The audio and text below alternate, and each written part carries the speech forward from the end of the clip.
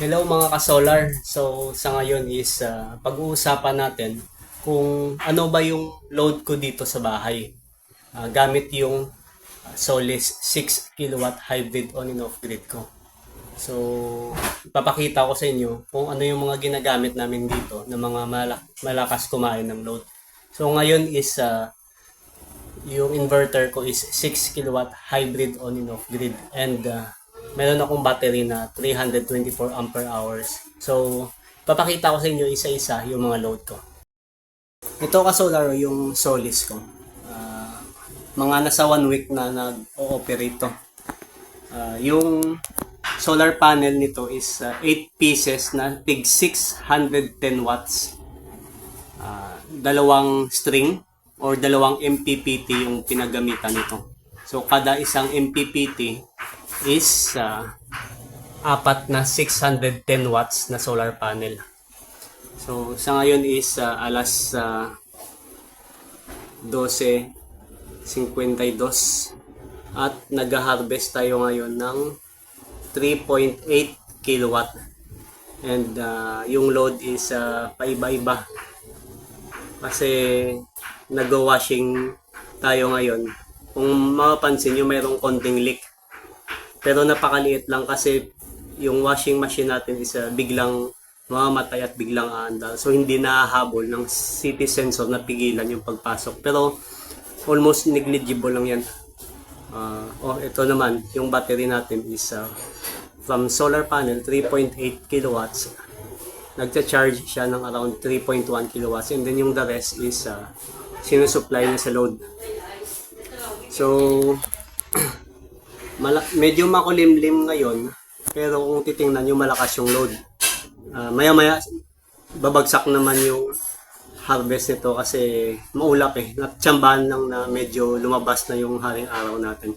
Kaya malakas yung load, yung harvest ngayon. Kung mapapansin nyo, alas 12 na, pero yung charge natin is nasa 62% na lang. Supposed to be is mga nasa 80% na sana to kung maganda lang yung sikat ng araw. Ito naman guys yung battery ko.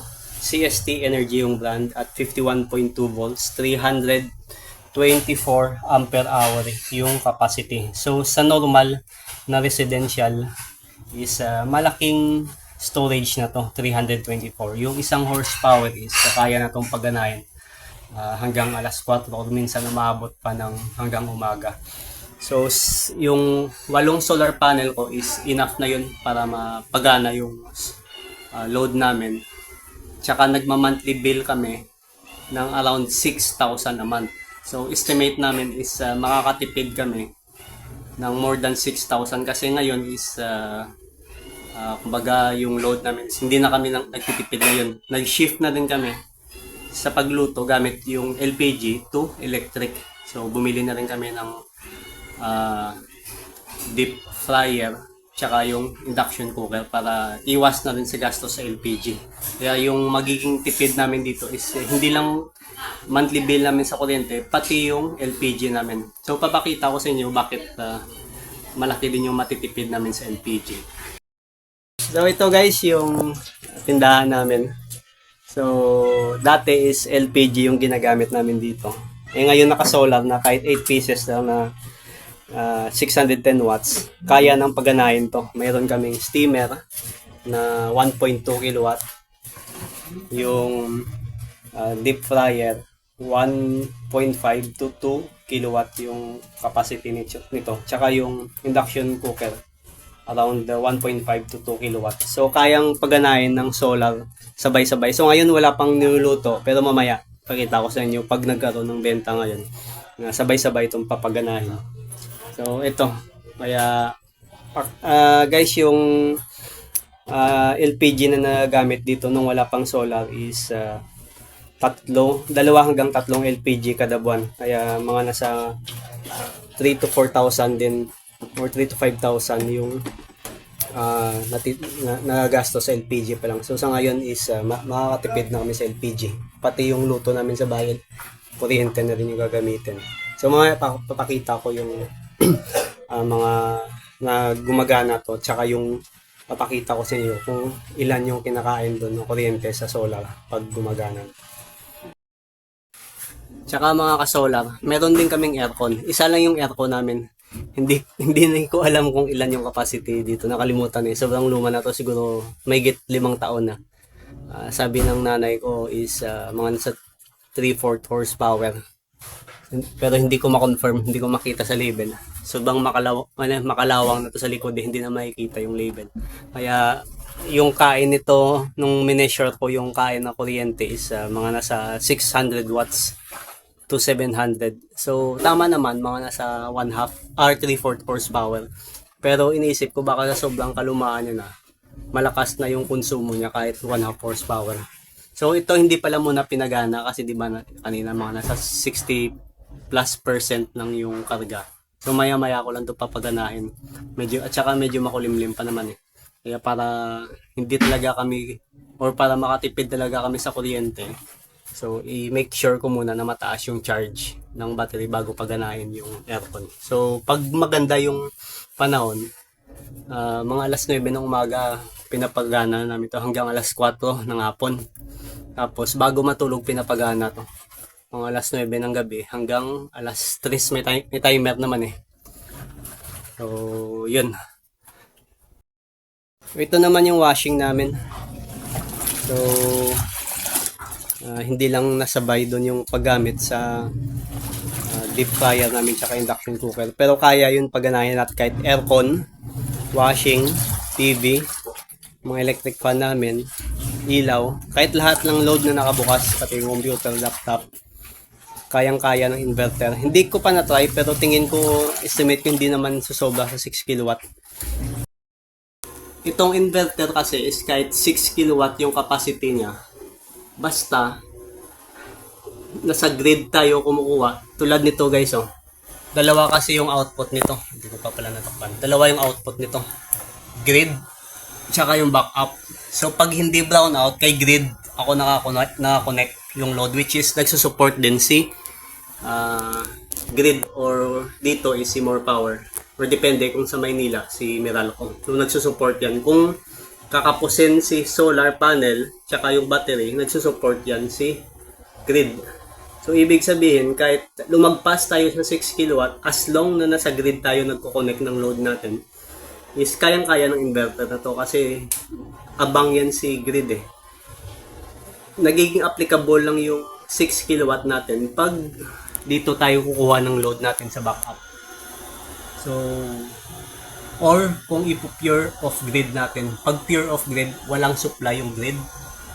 Si backup lang yung may supply. Kaya pag pure off grid, yung setup natin is hanggang 6 kilowatt na talaga yung kaya ng inverter.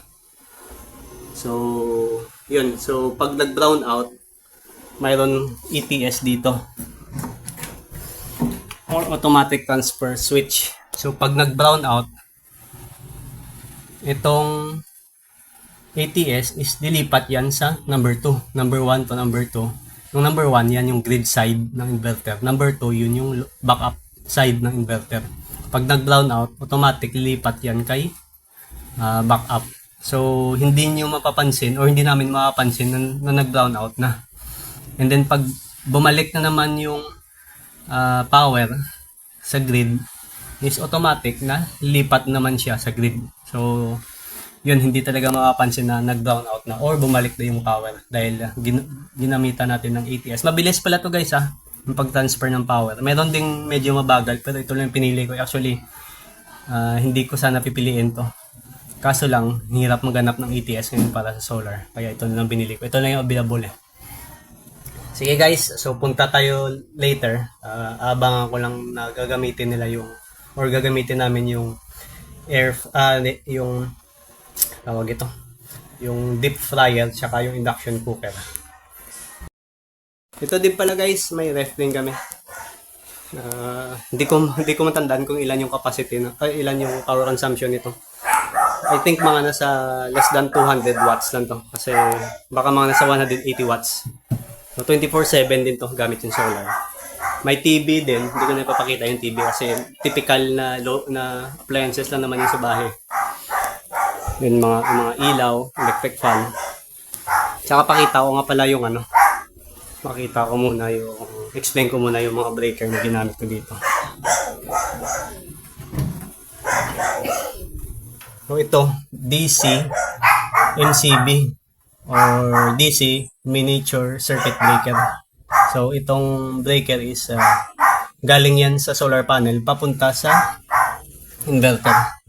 Ito naman yung SPD niya, protection para sa mga surge power or transient voltage. Ito naman yung grid side dun sa inverter, breaker. Ito naman yung sa backup side ng inverter. Ito naman yung SPD niya, dalawa.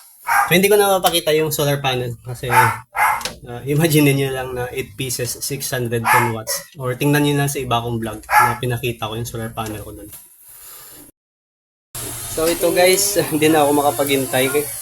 Dapat sana dalawa yung papaganahin, yung fryer tsaka yung induction cooker. Kaso lang wala pong may nag-order dito. Ito na lang yung fryer lang gumagana. Tapos yung steamer hindi. So ito pala yung tatlong appliances. Yung steamer, fryer, tsaka yung induction cooker. Hindi yan sabay-sabay na pinapagana. At least dalawa lang talaga. Kasi pag tatlo na, ito yung problema ko. 15 amperes na kasi ito. So, isa dyan magsasacrifice. Dapat dalawa lang. So, punta tayo dun kasi may nakabukas din ngayon yung aircon tsaka yung dryer ng washing machine. Ito din guys, yung aircon namin ngayon na hindi ko alam kung 1/2 horsepower or 3/4 horsepower. Gumagana siya. So, yun. Dryer tsaka aircon, nakikita natin na gumagana sabay-sabay yan. So guys, gumagana din yung washing namin, yung dryer lang o yung spinner. So, medyo malakas yung vibration yung head. So yun, tatlo na yung mga malakas. Actually hindi naman to ganun kalakas eh. Aircon lang naman, fryer, induction cooker which is hindi pa nakabukas ngayon. Yun yung gumagana ngayon. So balik tayo dun sa inverter. Ito pala guys, pinagana na rin yung steamer. Kanina nung binidyo ko, hindi pa yan nakabukas. Ngayon, steamer saka fryer nakabukas. So, balik tayo dun sa inverter. Ito ngayon guys yung inverter. Kung titignan natin, yung load sa bahay is mga nasa 4 kilowatt. Steamer, fryer, tsaka aircon. Ano pa kaya?